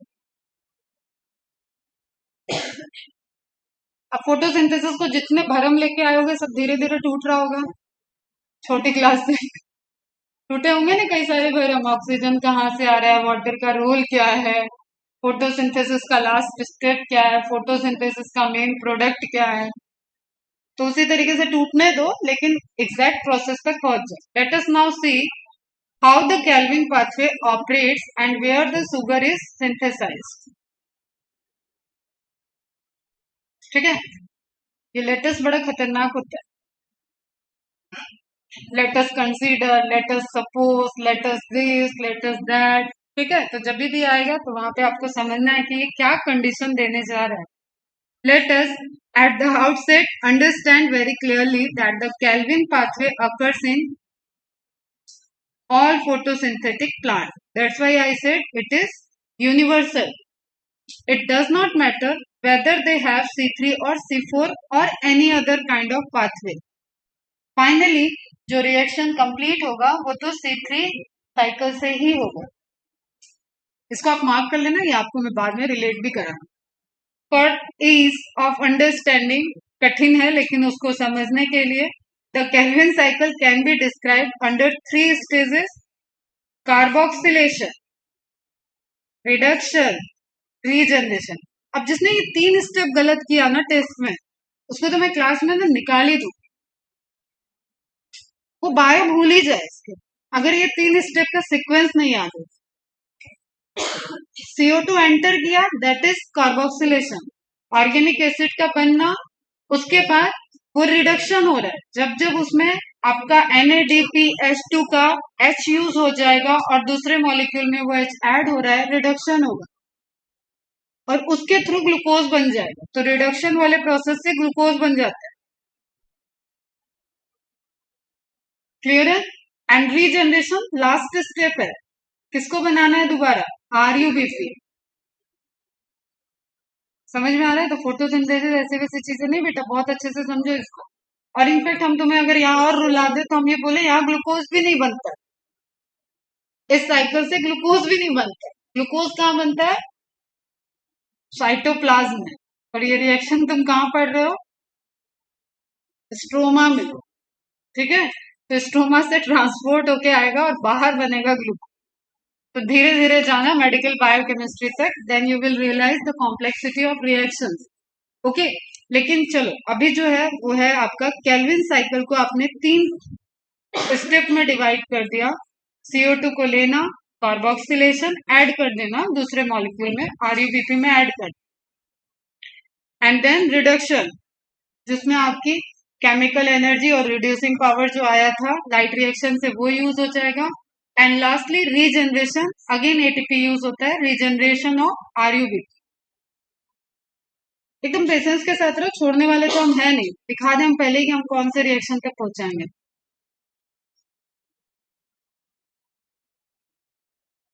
इतना लंबा चलता जाएगा and finally you will see. चलो दिस पाथवे कि कितना कार्बन कहाँ है, कैसे कैसे मूव हो रहा है, कैसे कैसे यूज हो। ओके, और अब जब आप इसको यहाँ पे मैंने डिलीट कर दिया, एक्चुअली डर जाती, तो इसके स्ट्रक्चर तक आपको पढ़ना होगा, और इसके बीच के ये जो एरो एरो लगा के रोक दिया गया, दैट इज इंटरमीडिएट स्टेप्स, वहां तक हम आपको कवर कराएंगे। तो चलो फर्स्ट है, ब्रेक चाहिए तो ब्रेक ले लो, 5 मिनट बाद वापस आओ और पूरे एनर्जी के साथ आओ और इसको देखो।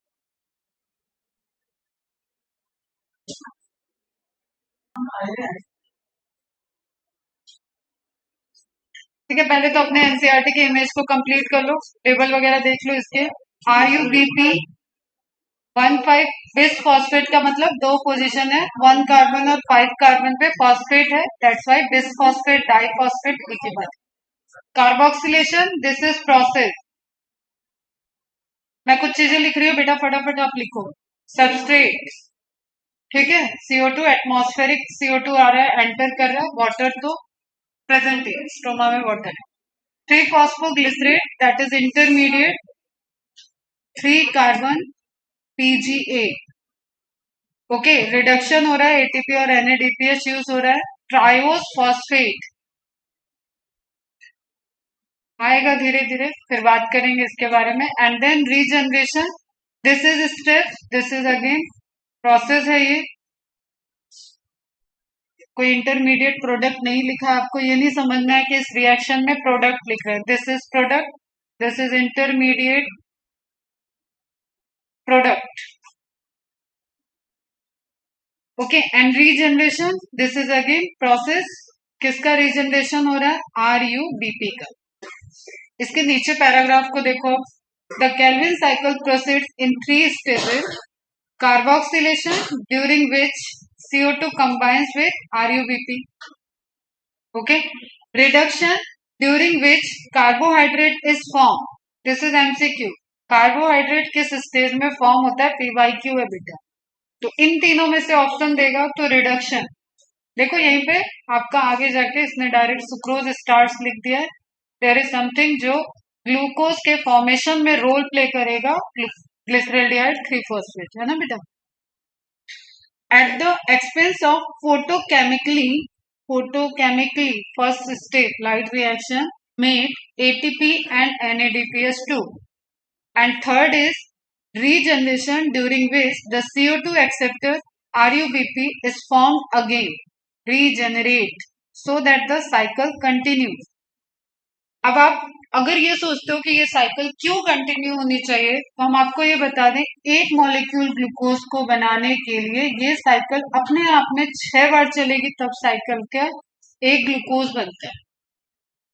इस साइकिल के 6 बार चलने से, तो एक ही, सुनो ध्यान से बेटा इधर, एक ही ग्लूकोज को बनाने के लिए इसको 6 बार रिपीट होना है। तो यू कैन रिलेट कि क्या इंपॉर्टेंस है रीजनरेशन की। तो दूसरे CO2 को लेने के लिए और एक मॉलिक्यूल ग्लूकोज को बनाने के लिए ये 6 टाइम्स रन करेगी। बाद में बात करेंगे कल इस पे, इसके डेप्थ पे, कि कितना ATP यूज हो रहा है, कैसे यूज होगा, क्या होगा। Location, it occurs in stroma of chloroplast and independent of light. Dark reaction of photosynthesis is purely enzymatic and slower than the photochemical reaction, ये सब हम लोग पढ़ चुके हैं, प्रूफ में दिखा था। It depends upon the product of light reaction. There are 2 pathways by which CO2 can be fixed. Calvin cycle, that is C3, Hash-Life pathway, that is C4. Calvin cycle, carbon का fixation होगा, light independent reaction है। C3 plant है, धरती पे 80% plant जो है वो C3 है। आपका गेहूं, चना, बाजरा ये सब जो आ जाता है वो C3 में आता है। मेज, सुगर की बताएंगे कौन सा C4 में आता है, वो सब C4 में आता है। जो आपको बंडल शीट पढ़ाया था ना बेटा, वो आएगा यहाँ पे, बंडल शीट। जब बंडल शीट इन्वॉल्व होगा तो वो सारे प्लांट हो जाएंगे C4। occurs in stroma, uses ATP and NADPH from light reaction CO2 to produce glucose. It takes 6 turns and uses, ये समरी हो गई एक ही बार में, 18 ATP molecule and 12 NADPH molecule को यूज करेगा एक मॉलिक्यूल ग्लूकोज को बनाने। ठीक है,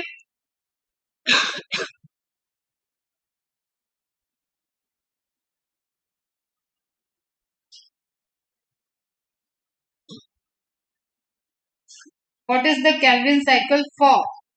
Basically, where the cell makes its products, the products of the Calvin cycle can be used to make not only sugar.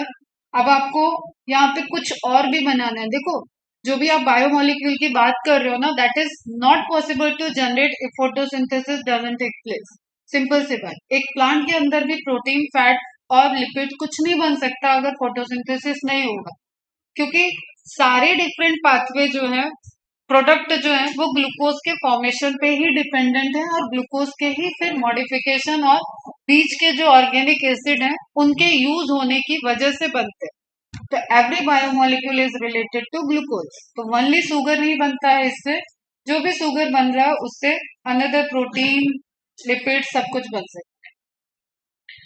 ठीक है. But proteins with nitrogen from the soil and lipids, oils and vegetable fat. तो जो आपका mineral सारा supply गया है उसको use कर करके डिफरेंट अनदर बायोमोलिक्यूल भी बन सकते हैं. You could say that the purpose of Calvin cycle is to use the product of the light reaction. अगर आपको वन लाइन में आंसर करना है तो वो जो लाइट रिएक्शन के प्रोडक्ट बने थे उसको यूज करना है, न कि ग्लूकोज बनाना है. ठीक है. क्योंकि सेल एज पर रिक्वायरमेंट, ये मैं दोनों चैप्टर में आप बहुत क्लियरली देखोगे कि सेलुलर रेस्पिरेशन और फोटोसिंथेसिस ये दोनों प्रोसेस एज पर रिक्वायरमेंट है. यू कैन रिलेट इट कि आप यहाँ से अपने घर तक जाओगे तो बहुत सारे रास्ते हैं, बहुत सारे गली हैं. आप डायरेक्ट घर में जाके कहीं घूम घाम के भी जा सकते हो. ठीक है. आपके एक रास्ते पे देयर इज समथिंग कि पुलिस ने ब्लॉक कर दिया है, तो आपको कुछ अल्टरनेटिव पाथवे भी पता है कि वहां से आप घूमते फिरते अपने घर की तरफ जा सकते हो. जैसे कंटामिनेंट जोन बन गया था. ठीक है. तो आपको दूसरे रास्ते पता थे. तो जाना किधर है, दिस इज ऑन रिक्वायरमेंट. ठीक है. आप आ रहे हो कैप्शन, मैं निकली हूँ कैप्शन के लिए लेकिन समथिंग कुछ कॉल आ जाए, या मैं यहाँ से घर जा रही हूँ वापस मुझे कॉल आ जाए कि मैम 2 स्टूडेंट है, डाउट है. तो मैं जा रही थी घर लेकिन मैं रिटर्न आ सकती. ठीक है. मुझे कुछ खरीदना है बीच में तो मैं उस रास्ते पे भी जा सकती. मुझे घूमना है तो मैं मांडवी भी जा सकती. डायरेक्ट घर नहीं जाऊँ. Is it clear? समझ में आ रही है बात? तो जब कोई आप पाथवे पढ़ते हो तो that is totally dependent on requirement of a cell. जो भी ऑर्गेनिक एसिड बीच में बनता है वो दूसरे पाथवे में जा सकता है. अगर रिक्वायरमेंट उस वक्त प्रोटीन की बनाने की है तो कीटोग्लूट्रिक एसिड आगे नहीं जाके, अभी आपने देखा था कीटोग्लूट्रिक एसिड, ग्लूटामिक एसिड वहां पे इन्वॉल्व हो गया था एमाइड बनाने में, तो उसमें चला जाए. समझ में आ रहे बच्चों? लेकिन एक प्रोसेस जो यहाँ पे यूनिवर्सल आप कह सकते हो कि लाइट रिएक्शन के प्रोडक्ट जो है वो सिर्फ और सिर्फ डार्क रिएक्शन से ही यूटिलाइज होंगे to make the organic compounds necessary for the synthesis of all other molecules, not only the glucose.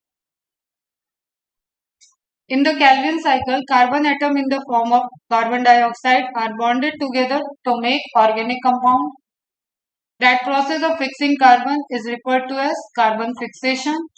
Steps are involved in Calvin cycle: carboxylation, reduction, regeneration. तीनों रिएक्शन स्ट्रोमा में होते हैं.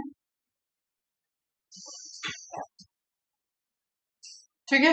कल इसके step by step upon process देख लेंगे. Simply आपको जो चीजें अभी समझ में आ चुकी होंगी दैट इज कि एक रिसीवर है, एक गेस्ट है.